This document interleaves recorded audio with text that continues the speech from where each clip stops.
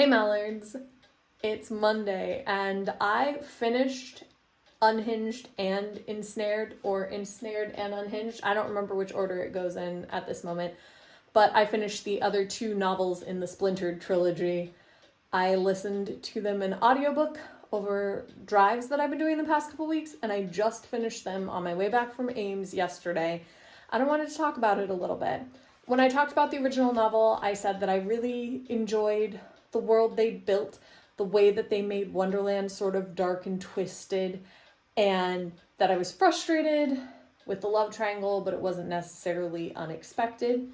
However, this became an almost polyamorous story, like sneaky polyamory in the end, because over the course of the books, the Morpheus and Jeb end up sort of accepting that Al loves them both and that they are both a part of it and coming to terms with that.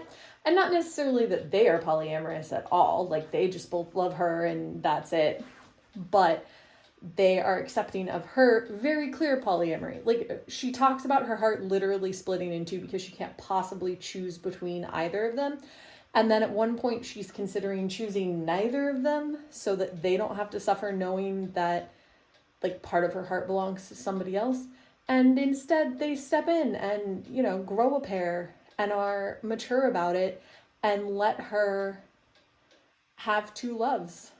And I really liked that. Like, I thought it was cool. I thought it was nice to sneak in some polyamory there at the end. The worlds get more developed.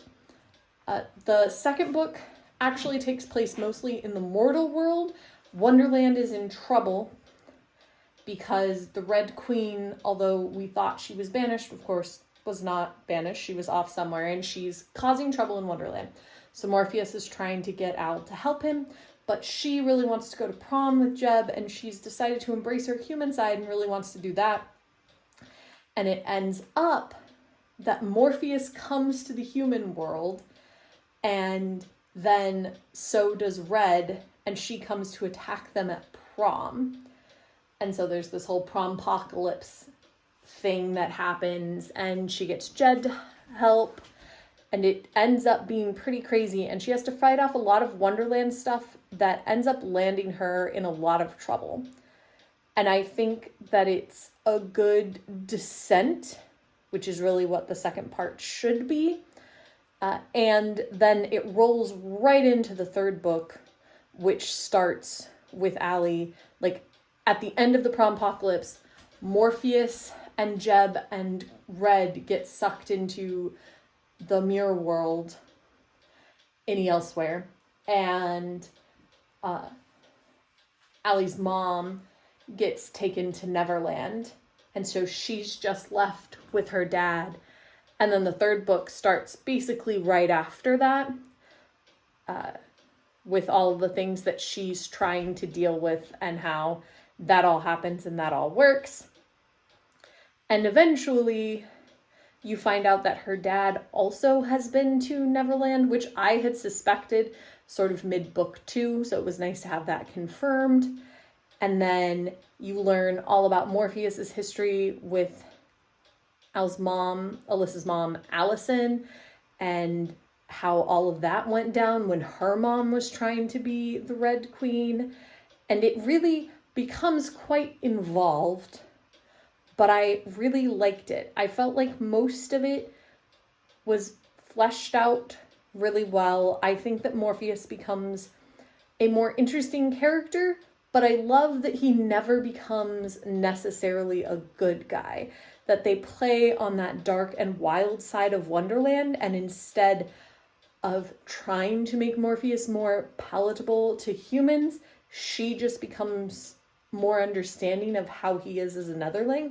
And I kind of like that, letting the Fae be Fae and not trying to just make everybody perfect.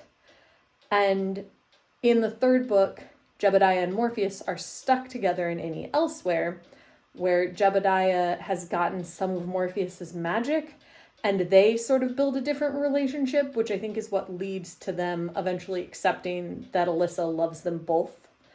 And It was fun to see their dynamic. If I could have a story outside, I would love the story of Jeb and Morpheus in Any Elsewhere from their perspectives, because all I get is when Alyssa shows up there. But overall, I really enjoyed these books, and I'm really glad that I read them. I look forward to taking them back to Vex and encouraging them to read them because of the sort of sly polyamory, and I'm curious what they say. If you've checked these books out, let me know what you think. I do know that there's Untamed, which is a collection of short stories. It's like a companion novel, and there are a couple of companion ebooks, both of which I plan to read, and I'll talk about when I do. I'll see you tomorrow.